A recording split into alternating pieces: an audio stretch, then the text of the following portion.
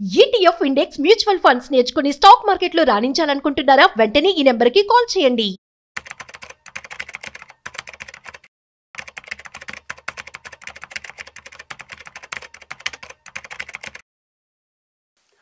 Investment అంటేనే డబ్బు పెరిగే అవకాశాల కోసం వెతకడం. కానీ డబ్బు పెరగడం కంటే కూడాను మన ఆరోగ్యం, అదేవిధంగా మన ఫ్యామిలీ యొక్క భద్రత కూడా చాలా ఇంపార్టెంట్. సో అవన్నీ బాగుంటేనే మనం ఆ యొక్క ఫ్రూట్స్ని ఎంజాయ్ చేయగలం కదా. సో మరి ఇటువంటి ఇన్వెస్ట్మెంట్ చేసే ముందు మీరు తీసుకోవాల్సినటువంటి టర్మ్, అదేవిధంగా హెల్త్ ఇన్సూరెన్స్ గురించి మనం ఇవాళ తెలుసుకోబోతున్నాం. అవి అసలు ఎంత ఇంపార్టెంట్, ఇన్వెస్ట్మెంట్ చేసే ముందు హెల్త్ అండ్ టర్మ్ ఇన్సూరెన్స్ యొక్క ఇంపార్టెన్స్ ఏంటి ఇవాళ మనతో చెప్పడానికి so QPFP, so qualified personal finance professional mister Sairam ఉన్నారు. వారి మాటలను మరింత సమాచారం అడిగి తెలుసుకుందాం. హాయ్, హలో, నమస్తే, వెల్కమ్ టు సుమన్ టీవీ. నేను మీ Rajiv Pasupuleti. So let's start. Hi sir, నమస్తే. నమస్తే రాజు గారు, ఎలా ఉన్నారు? ఫైన్. యా, సో చెప్పండి. యాక్చువల్ ఇన్వెస్ట్మెంట్ అంటేనే ఒక ఇప్పుడు పెట్టుబడి పెడితే ఫ్యూచర్లో వచ్చే డబ్బుతో ఎంజాయ్ చేయడం. కానీ మన హెల్త్ అండ్ మన ఫ్యామిలీ యొక్క ఆరోగ్యం బాగోకపోతే ఆబ్వియస్లీ వీ కాంట్ ఎంజాయ్ కదా. సో మరి ఒక ఇన్వెస్ట్మెంట్ చేసే ముందు హెల్త్ అండ్ టర్మ్ ఇన్సూరెన్స్ అనేది ఎంత ఇంపార్టెంట్ అంటే ఏమని చెప్తారు? సింపుల్ గా చెప్పాలంటే ఎవరు ఇన్సూరెన్సెస్ గురించి మాట్లాడటానికి ఇష్టపడరు. ట్రూ. ఇన్సూరెన్స్ మనీ ఎప్పుడు వస్తుంది అంటే ఒకరు పోయిన తర్వాత, లేదా ఏదైనా హెల్త్ కండిషన్ డిటోరియేట్ అయితే. కొంత ఒక డైలాగ్ కూడా, నేను చనిపోయిన తర్వాత వచ్చే డబ్బు ఎందుకు అన్నట్టు కూడా వాడుతుంటారు. సో అసలు చాలా అండర్ పెనిట్రేటెడ్ గా ఉంది మనకి. ఎగ్జాక్ట్లీ. అసలు ముందు ఇన్వెస్ట్మెంట్స్ కన్నా ముందు ఇన్సూరెన్స్ అనేది ఇంపార్టెంట్. ట్రూ. పర్సనల్ ఫైనాన్స్ లో first step insurances. So it's all about protecting your assets. అవును. సో ఫస్ట్ టర్మ్ ఇన్సూరెన్స్ అంటే ఏంటో చూద్దాం. It's purely protection plan. అవును. సో ఒక ఫ్యామిలీకి పర్సన్ కనుక ఎర్నింగ్ మెంబర్ కనుక లేకపోతే ఆ రిస్క్, ఎమోషనల్ రిస్క్ లాస్ అవుతుంది, అండ్ ఫైనాన్షియల్ గా కూడా లాస్ అవుతుంది. ట్రూ. సో ఫ్యామిలీ డిపెండెంట్స్ అందరూ ఇబ్బంది పడాల్సి వస్తుంది. అవును. సో ఈ ఫ్యామిలీ ఫైనాన్షియల్ గా డిపెండెన్స్ అయ్యే దాన్ని టర్మ్ ఇన్సూరెన్స్ అనేది అవాయిడ్ చేయగలుగుతుంది. సో ఒక వ్యక్తి నెలకి ₹1,00,000 సంపాదిస్తున్నాడు అనుకోండి.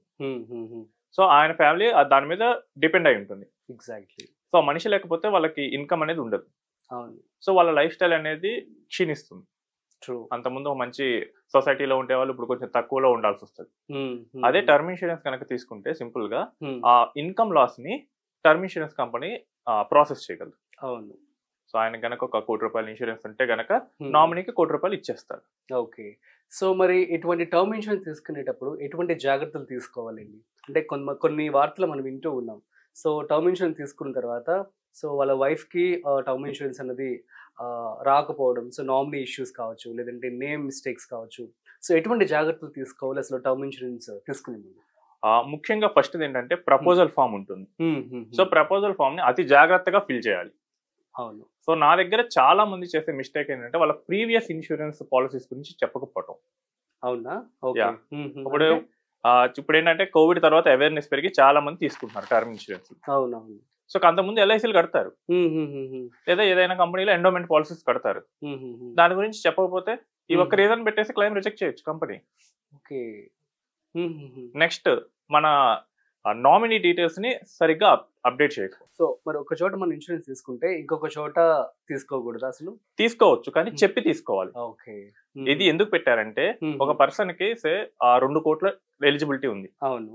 నాకు ఆల్రెడీ X అనే కంపెనీ దగ్గర 2 కోట్లు తీసుకున్నా. నేను Y అనే కంపెనీ దగ్గరికి వెళ్ళి నాకు ఏమి ఇన్సూరెన్స్ లేదని చెప్పి ఇంకో 2 కోట్లు తీసుకుంటే సో ఆయన ఎలిజిబిలిటీ కన్నా ఎక్కువ తీసుకుంటున్నాడు. అదే కరెక్ట్. సో ఇక్కడ ఏంటంటే అట్మోస్ట్ గుడ్ ఫెయిత్ అనే ప్రిన్సిపల్ ని మనం వైలేట్ చేసాం. అవును. ఇన్సూరెన్స్ కంపెనీకి మన గురించి ఏం తెలియదు. సో అప్పుడు ఏంటి, మనదే బాధ్యత మొత్తం ఇన్సూరెన్స్ కంపెనీ గురించి ఇది ఆదాయం, సో నాకు ఇలాంటి వనరులు ఉన్నాయి, ఇన్కమ్ రిసోర్సెస్, నాకు ఇలాంటి ఇన్సూరెన్స్ పాలసీస్ ఉన్నాయి, సో ఇవి మనం చెప్పాలి. ఓకే. సో పాలసీ ఇష్యూ చేసేటప్పుడు వాళ్ళు ఒకవేళ పట్టించుకోకపోయినా క్లైమ్ ప్రాసెసింగ్ అప్పుడు ఇలాంటి అన్ని చెక్ చేస్తారు. ఓకే. వాళ్ళకి ఇన్సూరెన్స్ బ్యూరో దగ్గర వాళ్ళకి బ్యాక్ ఎండ్ డేటాబేస్ లో అన్ని తెలుస్తాయి. అవును. హెల్త్ ఇష్యూస్ ఏంటంటే వాళ్ళు జనరల్ గా మనకి టెస్ట్లు కండక్ట్ చేస్తారు. ఓకే. అవి ఏంటంటే కామన్ గా వచ్చే ఇష్యూస్ కి కండక్ట్ చేసేది. అవి కాకుండా ఇంకేమైనా ఉంది, అవి మనం దాచిపెట్టాం, అవి ఏంటంటే మనం ఇంటెన్షనల్ గా కావాలని దాచిపెట్టినట్లు కంపెనీ కనుక ప్రూవ్ చేయగలిగితే మనం క్లైమ్ రిజెక్ట్ చేయొచ్చు. అవును. సో ఇంటెన్షనల్ గా కాదు, పొరపాటు అనుకుంటే కనుక మనకి ఫస్ట్ 3 years మొరటోరియం పీరియడ్ ఉంటుంది. ఓకే. టర్మ్ ఇన్సూరెన్స్ అది దాటేస్తే కనుక కంపెనీ ఏం చేయలేదు. ఓకే. అవునా? సో ఫస్ట్ 3 years వరకు జాగ్రత్తగా ఉంటే ఒకవేళ రిస్క్ జరిగితే, రిస్క్ అనేది ఎప్పుడు జరిగితే తెలియదు. సో ఇందాక నేను ఇక్కడ స్టూడియోకి వచ్చేటప్పుడు సో నా పక్కన ఒక బైక్ వెళ్తుంది. సో ట్రాఫిక్ సిగ్నల్ దగ్గర ఆగింది. So once all of sudden start అవగానే పక్కనే ఉన్న చెట్టు కొమ్మ వచ్చి ఊడిపడింది. అయ్యో. బట్ అన్ఫార్చునేట్లీ ఏం కాలేదు. బట్ ఒకవేళ ఆయన ఉన్నప్పుడే పడి ఉంటే. అవును కదా. సో ఎప్పుడు ఏం జరుగుతుందో తెలియదు కాబట్టి మనం ఎప్పుడు మన గురించి ఇన్ఫర్మేషన్ మొత్తం అట్మోస్ట్ గుడ్ ఫెయిత్ ఇచ్చేయాలి. ఓకే, అది మెయిన్ అంటారు. ఇంకోటి నామినీస్ దగ్గర కూడా నేను ఇబ్బంది చూస్తున్నాను. అవునా? సో పెళ్లి కాని వాళ్ళు ఏం చేస్తారంటే నామినీగా ఫాదర్ మదర్ ని పెట్టేస్తారు. సో ఒక కేసు ఏం వచ్చిందంటే నామినీగా వాళ్ళు పెళ్లి కాకముందే టర్మ్ ఇన్సూరెన్స్ 2010లో తీసుకున్నారు. వాళ్ళ ఫాదర్ ని పెట్టారు. సో మొన్న 2024లో ఆయన ఎక్స్పైర్ అయ్యారు. అయ్యో. తీరా ఏంటంటే కోవిడ్ లో వాళ్ళ ఫాదర్ కూడా ఎక్స్పైర్ అయ్యారు. అయ్యో. ఇప్పుడు నామినీ ఎవరు? వాళ్ళ ఫాదర్ లేరు. ఇప్పుడు ఏంటి లీగల్ హెయిర్ సర్టిఫికేట్ ఇవన్నీ తీసుకొచ్చి కోర్టు నుంచి ప్రూవ్ చేసి పెద్ద అమౌంట్ కాబట్టి ఇన్సూరెన్స్ కంపెనీ కొంచెం ఎక్కువ చెక్స్ చేస్తారు. సో ఇవన్నీ చేయాల్సి వస్తుంది. ఓకే. ద మూమెంట్ మనం నామినీ మనకి డిపెండెంట్స్ వచ్చారు, వైఫ్ వచ్చారు, వెంటనే నామినీ అప్డేట్ చేసుకోవడం బెటర్. ఇది సింపుల్ ఆన్లైన్ లో చేసుకునే ప్రాసెస్. ఓకే. సో ఈ 3 జాగ్రత్తలు అనేది మనం ఖచ్చితంగా తీసుకుంటే క్లైమ్ విషయంలో పెద్దగా సవాళ్ళు ఎదురవు. ఓకే. మరి టర్మ్ ఇన్సూరెన్స్ ఏ ఏజ్ లో తీసుకుంటే బెటర్, అదే విధంగా ఎంత తీసుకుంటే బెటర్? సో మీరు కనుక ఫినాన్షియల్లీ వెల్ అనుకుంటే యాజ్ ఎర్లీ యాజ్ పాసిబుల్ తీసుకోండి. ఓకే. అంటే ద మూమెంట్ మీరు 25 years లోనే జాబ్ లో చేరారు, మీకు పెద్ద రెస్పాన్సిబిలిటీస్ లేవు, అలాంటప్పుడు జనరల్ గా టర్మ్ ఇన్సూరెన్స్ ఎవాల్యుయేట్ చేయడం కొంచెం కష్టంగానే ఉంటుంది. అవును. కానీ టర్మ్ ఇన్సూరెన్స్ అనేది మీ ఏజ్ పెరిగే కొద్దీ ప్రీమియం పెరుగుతూ ఉంటుంది. సో నేను నా దగ్గరకు వచ్చే కేసెస్ లో కూడా నేను 2023లో వాళ్ళకి ఎందుకు టర్మ్ ఇన్సూరెన్స్ అనుకున్నాను.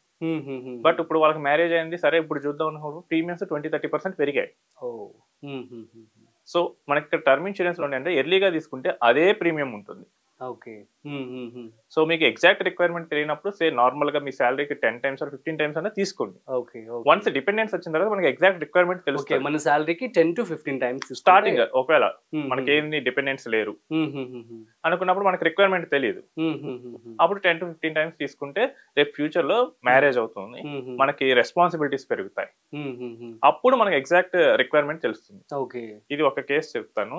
సో నా దగ్గరకు ఒక క్లయింట్ వచ్చారు. Okay. So 30 years married, home loan తీసుకున్నారు.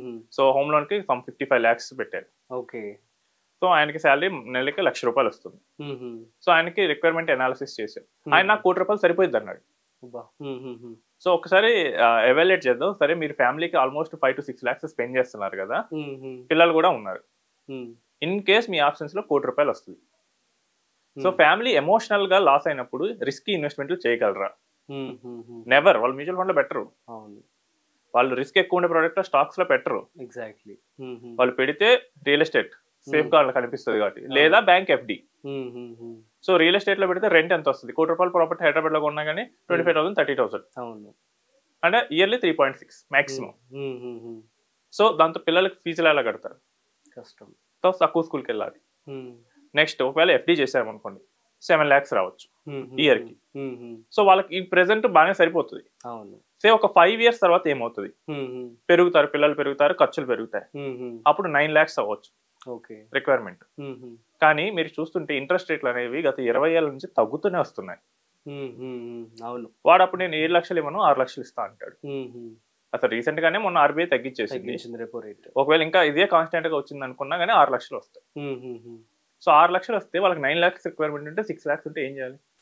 సో మనకి ఏంటంటే మన డిపెండెంట్స్ టిల్ రిటైర్మెంట్ వరకు ఎంత అమౌంట్ తో సర్వే అవ్వగలరు, సో అది చూసుకోవాలి. ప్లస్ లోన్ అమౌంట్స్ ఏవైనా ఉన్నాయా? ఎందుకంటే మనకి పర్సన్ లేనప్పుడు వెంటనే బ్యాంకర్స్ వచ్చేస్తారు, ఇన్సూరెన్స్ అమౌంట్ మీద వాళ్ళకే రైట్ ఉంటుంది. సో లోన్ అమౌంట్స్ ఎంత ఉన్నా కానీ వాటిని కూడా యాడ్ చేసుకొని తీసుకోవాలి.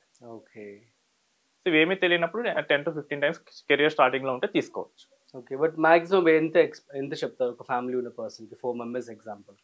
అదే ఎంత డిపెండెన్స్ ఉన్నారు, ఎంత రిక్వైర్మెంట్ ఉంది, లోన్స్ ఎంత ఉన్నాయి. సో ఇందాక చెప్పిన కేసులో ఒక 2.5 crores తీసుకోవచ్చు. ఎందుకంటే 2 crores పెడితే అది ఈవెన్ ఎఫ్డీలో పెట్టినా కానీ ఇయర్లీ మనకి 12 lakhs 14 lakhs వస్తాయి కాబట్టి ఆ మిగతా అమౌంట్ వాళ్ళు ఇంకెక్కడైనా పెట్టి గ్రో చేసుకోగలరు. ఫైన్ అండి, సూపర్. సో మరి నెక్స్ట్ వచ్చేసి హెల్త్ ఇన్సూరెన్స్ గురించి కూడా చెప్పండి. సో హెల్త్ ఇన్సూరెన్స్ అంటే అసలు చాలా మంది అవేర్నెస్ లేనప్పుడు ఏమన్నారంటే నాకెందుకు అవుతుంది. కోవిడ్ తర్వాత అయితే అందరి దృక్పథం అయితే మారిందని చెప్పాలి, చాలా వరకు చేంజ్ వచ్చింది. హాస్పిటల్ బిల్స్ వాళ్ళు చూశారు, 20 లక్షలు 30 లక్షలు అసలు చాలా కామన్ అయిపోయాయి. అసలు హెల్త్ ఇన్సూరెన్స్ ఎందుకు తీసుకోవాలంటే ఆల్ ఆఫ్ ఎ సడన్ మనకి హాస్పిటలైజేషన్ అయితే ఆ హాస్పిటల్ బిల్ మనం పే చేయగలమా లేదా. చిన్న అమౌంట్లు అయితే పర్వాలేదు, 2000 3000 ఓపీడీలు అయ్యాయి అయితే పర్వాలేదు, లేదు 1,00,000 2 లక్షలు అయినా కానీ most of the families survive చేయగలవు.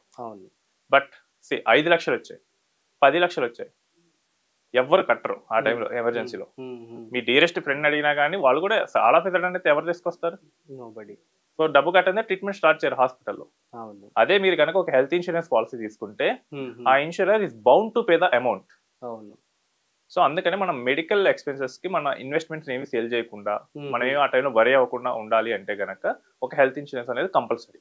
ఓకే, మరి ఏ ఏజ్ లో తీసుకుంటే బెటర్, ఎంత కవరేజ్ తీసుకుంటే better? As early as possible. అంటే మనకి మినిమం ఇచ్చేది 91 days. అవును, అంటే ఫస్ట్ పుట్టిన వెంటనే ఇవ్వరు. So first 90 days survival period పెడతారు insurance companies. Okay, so 91 days వచ్చిన ప్రతి ఒక్కళ్ళు తీసుకోవాలి. Okay, up to life long. ఇక ఎంత తీసుకోవాలంటారా? చెప్పండి, ఎంత తీసుకోవాలి? నేనైతే పర్సనల్ గా అన్లిమిటెడ్ పాలసీస్ తీసుకోమని చెప్తా. అవునా? లేదు కుదరదు బడ్జెట్ ప్రాబ్లమ్ అంటే కనుక 1 CR అట్లీస్ట్ 25 lakhs అయినా కానీ తీసుకోండి. ఎందుకంటే medical inflation is growing at 13-14%.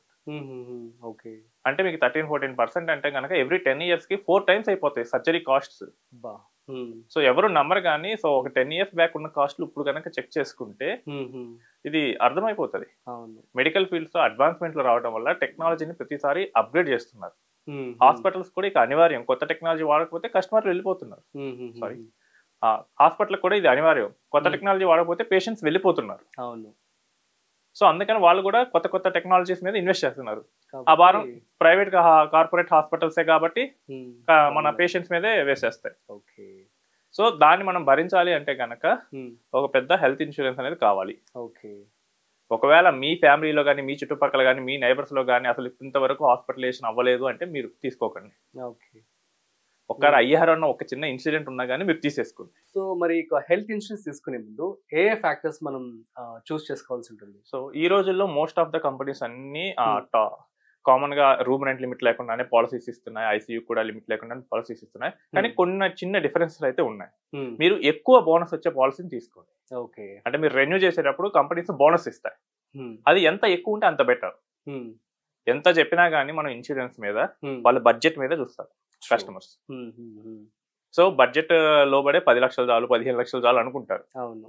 So అప్పుడు ఇంకా మనం చేయగలిగింది ఏంటంటే బోనస్ ఎక్కువ వచ్చింది.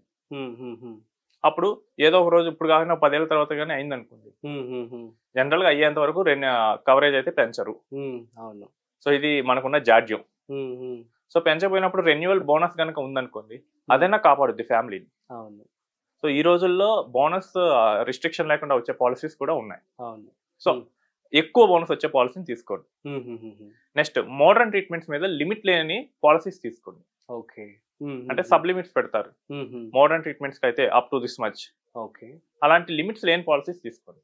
Okay, and pre hospitalisation, post hospitalisation, ఇవేంటంటే ఎంత ఎక్కువ ఉంటే అంత ఎక్కువ ఉండే పాలసీస్ తీసుకోండి. జనరల్ గా ప్రీ హాస్పిటలైజేషన్ ఒక 3 months, పోస్ట్ హాస్పిటలైజేషన్ ఒక 6 months ఉండే పాలసీస్ తీసుకోండి. And cost of consumables cover అయ్యే తీసుకోండి. అంటే మనకి గ్లౌస్, మాస్క్స్ ఇవన్నీ జనరల్ గా పాలసీ కవర్ అవ్వవు. మనం సపరేట్ యాడ్ ఆన్ తీసుకోవాలి. సో ఏదో ఆ యాడ్ ఆన్ అవైలబుల్ ఉందా లేదా బై ఇన్బుల్ట్ ఉందా దీన్ని ఒకసారి చెక్ చేసుకొని తీసుకోండి. సర్జరీ ఐటమ్స్ అనుకుంటా ఇవి బై డిఫాల్ట్ IRDA నామ్స్ ప్రకారం కవర్ అవ్వవు. సో ఏదైనా కంపెనీ కొత్త పాలసీలో పెట్టడం కానీ మీరు యాడ్ ఆన్ గా సెలెక్ట్ చేసుకోవడం కానీ అది మీరు చూసుకోవాల్సి వస్తుంది. ఓకే, సో ఈ జాగ్రత్తలన్నీ సెలెక్ట్ చేసుకొని మీరు చూసుకోవాల్సి వస్తుంది. మరి హెల్త్ ఇన్సూరెన్స్ తీసుకున్నాం కానీ కొంతమంది ఏంటి అంటే మాకు ఆఫీస్లో ఎంప్లాయీ ఇన్సూరెన్స్ కూడా ఉందని చెప్పి అంటూ ఉంటారు. సో అలాంటి వారు కూడా మళ్ళీ సపరేట్ తీసుకుంటే బెటరా లేకపోతే ఉంటే సరిపోతుంది అంటారా? సో దీనికి నేను చెప్తానండి, నాకు ఒక క్లయింట్ ఉన్నారు. సో బెంగళూరులో 8,000 కోట్ల కంపెనీకి అధిపతి. అమేజింగ్. ఆయనకి కంపెనీ ఇన్సూరెన్స్ మాత్రమే ఉంది, 10 లక్షలు ఇస్తుంది అంతే. 8,000 crores ఉన్న కంపెనీ అంతే కదండి. మీరు TCS పెద్ద పెద్ద కంపెనీస్ వెళ్ళినా, అమెజాన్ వెళ్ళినా కానీ వాళ్ళు ఏమి ఎక్కువ ఏమి ఇవ్వరు.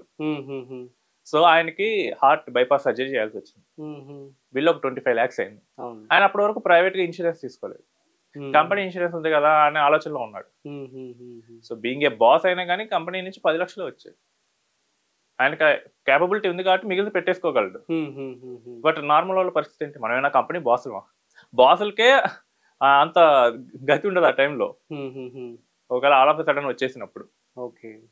సో మనది కంపెనీ కాదు, కంపెనీ మెర్సీ మీద మనకి ఇన్సూరెన్స్ ఇస్తుంది, రేపు తీసేస్తే. అండ్ నా దగ్గర ఒక కేసు వచ్చింది, వెల్స్ ఫార్గోలో ఉన్నారు ఎంప్లాయీ, వాళ్ళ ఫాదర్ కి ఇన్సూరెన్స్ కోసం ఆయన ఆ కంపెనీలో ఉంటున్నాడు. ఆయనకున్న ప్రీ ఎగ్జిస్టింగ్ ఇష్యూస్ వల్ల బయట ఎక్కడ ఇవ్వట్లేదు.